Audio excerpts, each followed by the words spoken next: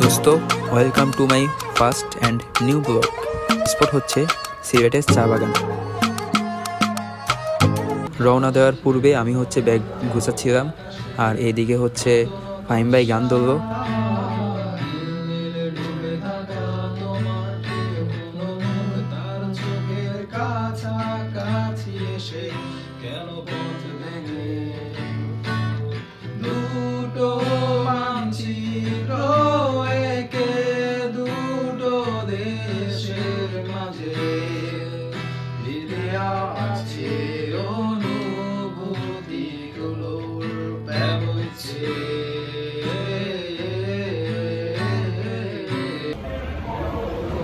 কথা বলতে হবে, বলেন স্যার।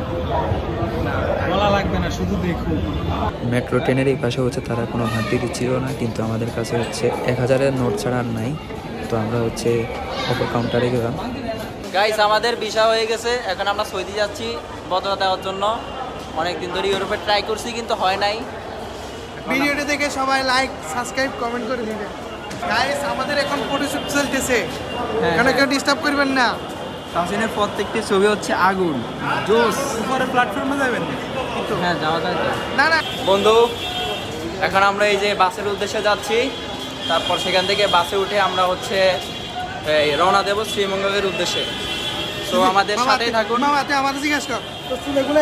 ওকে আচ্ছা বন্ধু তাহসিন, তোমার চুলগুলো তো আসলে খুবই সুন্দর, তো তোমার এই কার্লি চুলগুলো করতে কেমন খরচ গেছে? মামা বিশ্বাস করো, আমার কার্লি চুল এরকম করতে আমার 5000 টাকা খরচ হয়েছে মামা। আচ্ছা আচ্ছা, বিশ্বাস করো মামা। না আমার চুলগুলো তো হচ্ছে স্ট্রেট আছে, তো আমি ভাবতেছি কি এইভাবেই থাকুক, যেভাবে আছে ওইভাবে থাকুক। ভ্রমণবাড়িয়াটা আমার ফার্স্ট টাইম। তোমার ফাহিম ভাই ভ্রমণবাড়িয়া কি আগে আসা হয়েছে? ওনার শীতে ভিতরে ঢুকে গেছে কি কথাবার্তা। আচ্ছা আচ্ছা, হ্যাঁ হ্যাঁ, এই কারণে উনি কথাবার্তা বলতে পারতেছেন না। তাহসিন ভ্রমণবাড়িয়া তোমার কেমন লাগতেছে? আলহামদুলিল্লাহ আমার খুব ভালো লাগতেছে, পাশাপাশি আমি আতঙ্কে আছি। কেন? কোন সময় মানুষ আমাদেরকে অ্যাটাক করে। না না অ্যাটাক করবে না, সমস্যা নাই, তোমার হৃদয় হয়ে আছে না। অবশ্যই মেইন কথা হচ্ছে যদি আমরা কনভারসেশন, আর আমি যে ভয়েসগুলো পাঠাইছি আমার বন্ধু বান্ধব, তারপরে মনে করেন ফ্রেন্ড সার্কেলে, হ্যাঁ মেয়ে ফ্রেন্ড, তাইলে মনে করেন আমার 10 বছরের জেল কনফার্ম। গায়েস দেখুন ফাহিম ভাই কত বড় খারাপ মানুষ। পাশাপাশি বন্ধুদেরকেও পাঠায় ঠিক আছে, কিন্তু মেয়েদেরকে পাঠায় ভাই, এটা কত বড় হচ্ছে। আমার লাইফে কোনো, এটা আসলে ফাহিম ভাইয়ের দোষ না, এটা বয়সের দোষ। আমার লাইফে কোনো মেয়ে নেই। ফাহিম বড় লুচ্চামি শেষ পর্যায়ে চলে গেছে। আল্লাহ তাকে নেকমে দান করুন। লিমিটেশন ক্রস করছে।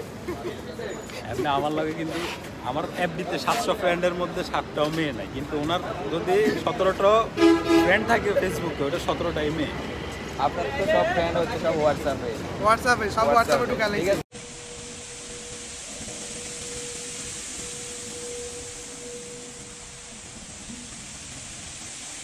Bro, are you waiting for me? Yes bro.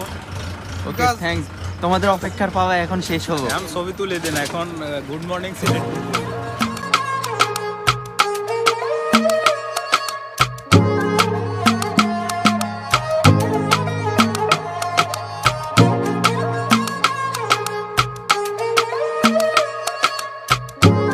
আর আমার মনে হচ্ছে যে সবচেয়ে বেশি এক্সাইটেড ছিল তাহসিন, আর মূলত আমাদের সিলেটে যাওয়ার প্ল্যান কিন্তু তারই। ফাহিম ভাই তো সারাদিনই মজা করতে থাকে, উনি খুবই ফানি। পাহাড়ি সৌন্দর্যে এরে বাবুরে, এত হিসাব নিকাশ করি কি হয়নি রে। হ্যাঁ সিলেটি ভাষায় কথা মাত্র। মামা তো ভিডিও কর।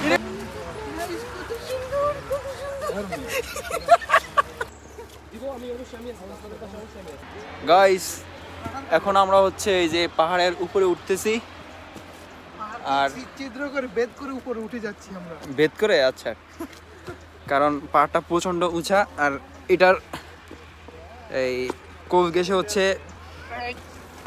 চা গাছগুলো সারি আকারে লাগানো আছে।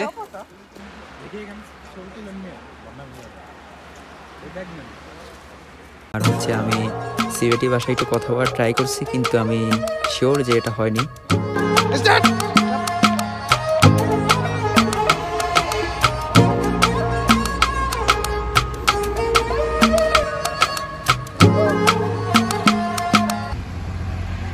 কথা বলবো না পাইমের সাথে।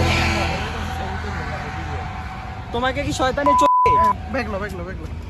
জার্নি করাতে সারা রাত ঘুমোতে পারিনি, আমার ইনস্ট্যান্ট ঘুমানোর প্রয়োজন ছিল, আর ওই কারণে হচ্ছে আমি আর অন্য কোনো স্পটে যেতে চাইনি। তারপর আমরা 3 জন মিলে প্ল্যান করলাম যে আজকে বরং আমরা ঘুমাই, তারপর হচ্ছে রাতে একটু বের হব।